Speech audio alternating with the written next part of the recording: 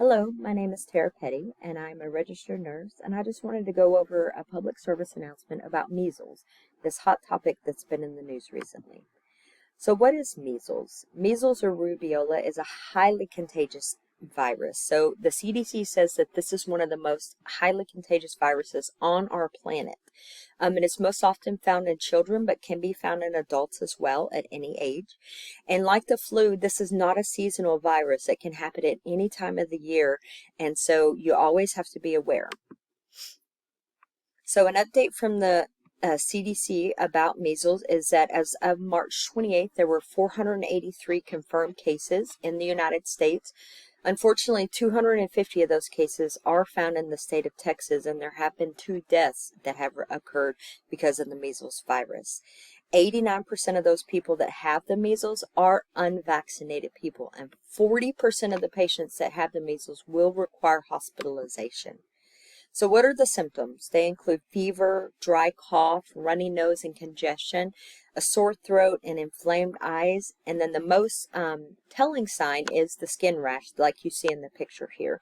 So this rash can also occur in the mouth, which is very painful and very irritating to children, and that's usually what requires some sort of intervention, is because they get these complex spots inside of their mouth that are very sore. So some of the risk factors are those who are unvaccinated, those who travel internationally or in places that have a high occurrence of measles, and those who have a vitamin A deficiency.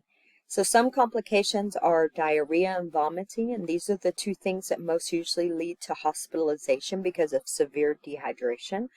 They also get ear infections, bronchitis, and pneumonia, which becomes significant for our older and immunocompromised patients.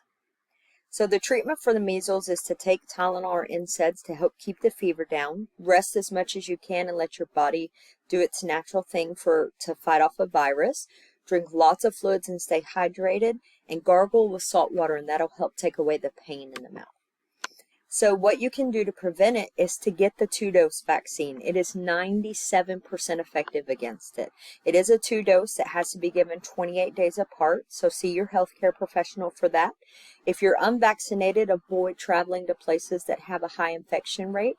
If you've been exposed, be sure and wear an N95 mask and wash your hands, because this is an airborne virus.